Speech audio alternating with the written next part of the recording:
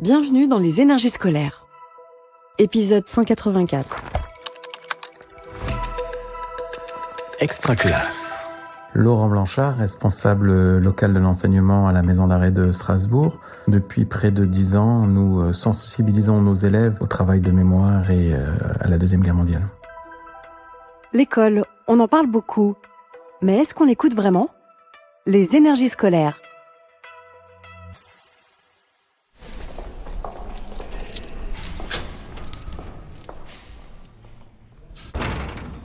Bonjour, vous allez bien ? Ça va, vous ? Ouais. Vous venez pour la cérémonie ? Oui. Allez-y. Installez-vous, je vous en prie. Pas sur la première rangée. C'est le surveillant qui les a, ouais. Bonjour messieurs, bonjour. Je vous en prie, installez-vous là derrière. Hein. Là, ça sera les mineurs. Tu restes avec eux ? Il n'y a pas un éducateur ou quelqu'un ? Tu peux appeler la PJJ qui nous envoie quelqu'un ? Merci. Je suis enseignant depuis 2004, professeur des écoles. Ensuite, je me suis spécialisé. Je suis à la maison d'arrêt de Strasbourg depuis septembre 2012 en tant qu'enseignant permanent. Et en 2015, j'ai eu la chance de pouvoir prendre la direction et de devenir donc responsable local d'enseignement. Nous avons une équipe d'enseignants permanents qui intervient directement en détention et puis un certain nombre de professeurs extérieurs. Donc ce sont des profs de collège, lycée professionnels qui viennent faire des HSE ou alors qui interviennent bénévolement. Oui, allô ? Oui. Attendez un tout petit peu parce que pour le moment, j'ai que la moitié des élèves. Oui, il y a des mineurs mais ils ne veulent pas prendre la parole. Ils sont trop intimidés. Il est intéressant de noter deux chiffres en milieu carcéral. À l'extérieur, 79,6% de la génération a obtenu son bac. En prison, ils sont de moins de 5% à être bacheliers. À l'extérieur, le nombre de personnes en situation d'illettrisme est autour de 7%.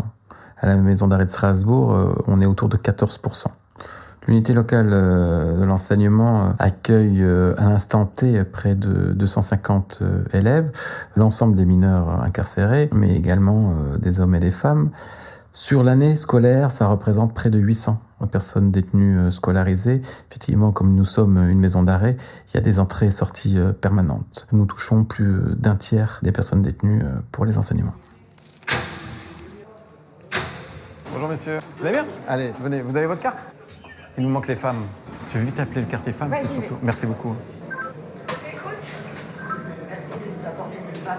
Les aléas de la détention. En 2015, nous avons mis en place un module intitulé « Deuxième Guerre mondiale et travail de mémoire ». Il se décline en différents temps. Premier temps, les profs d'histoire géo ont sensibilisé les élèves sur cette période et sur les raisons de son conflit, sur ses conséquences, etc.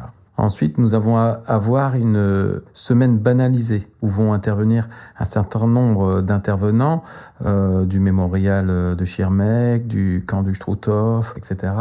Nous terminerons ce module avec l'intervention d'une femme juive rescapée de camp. Et enfin, en post-programme, nous proposons à certaines personnes détenues, condamnées, de sortir de la prison pour aller visiter et le mémorial de Schirmeck et le camp de Struthof. À l'issue de ces visites, nous proposons à une vingtaine de personnes détenues de participer à des cérémonies de commémoration. Vous tenez le drapeau bien droit.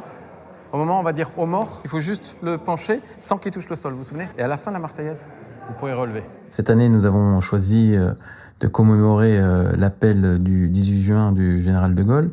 Chaque année, nous choisissons une thématique différente. Ça nous semblait particulièrement intéressant ici, en milieu carcéral, puisque c'est aussi une manière de célébrer la résistance. Ça a différents objectifs. Déjà, c'est de rappeler aux personnes détenues et à nos élèves qu'ils sont citoyens. Ça permet aussi de faire ce lien dedans-dehors, puisque ces cérémonies existent à l'extérieur, et pour nous, il est important de pouvoir les faire vivre aussi à l'intérieur. Et évidemment, ça rentre dans le parcours citoyen de nos élèves. C'est incarner, mettre en pratique en fait ce parcours et pouvoir leur proposer de s'engager et de participer à ces temps importants où on rappelle les valeurs républicaines. Mesdames, messieurs, aujourd'hui, derrière ces murs, à l'abri des regards du monde libre, nous nous rassemblons pour nous souvenir. Moi, je suis ici, détenue, mais aujourd'hui, je veux parler en femme libre. Parce que la liberté, ce n'est pas qu'une question de courage, de dignité, ni de mémoire. Et c'est ce que m'a appris ma grand-mère décédée en 2022, qui a connu personnellement le général de Gaulle et sa femme Yvonne. Elle me racontait ses grandes mains, sa silhouette raide, son regard profond, mais surtout elle me parlait de son silence, de cet homme qui parlait peu, mais qui, quand il parlait, faisait naître l'espoir.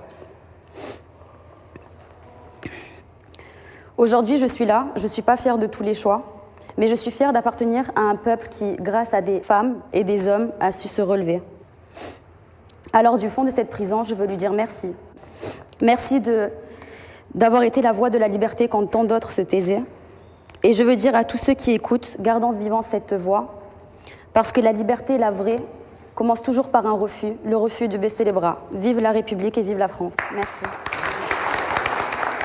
Ici, même si on est en détention, les personnes détenues sont fières en fait de se rendre en zone scolaire.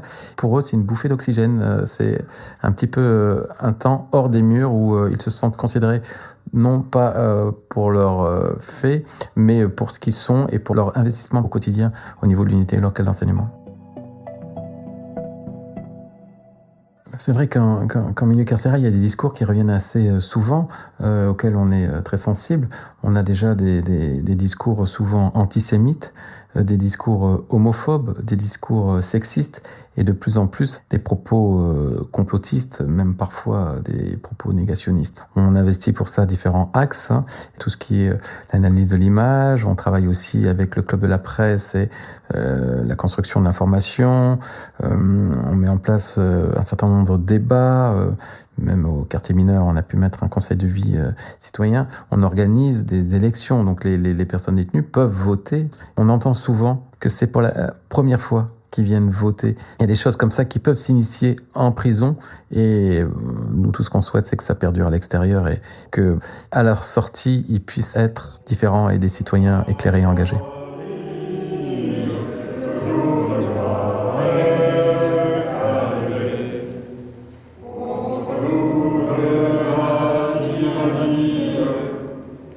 Ouvrez des écoles, vous fermerez des prisons.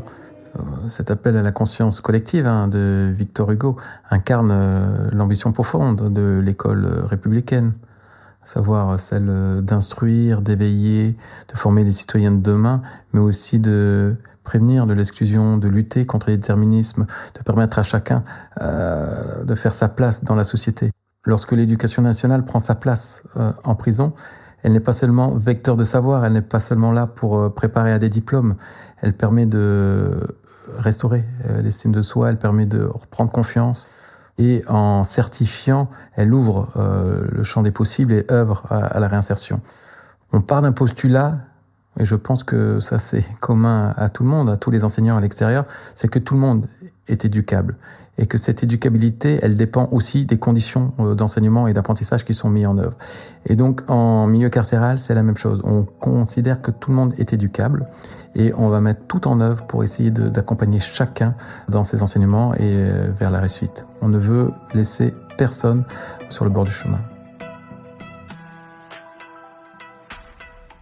Vous venez d'écouter un épisode des Énergies scolaires. Si ça s'est bien passé, n'hésitez pas à laisser un avis sur votre plateforme d'écoute. À bientôt sur Extra Classe. Une production Réseau Canopé 2025. Extra Classe.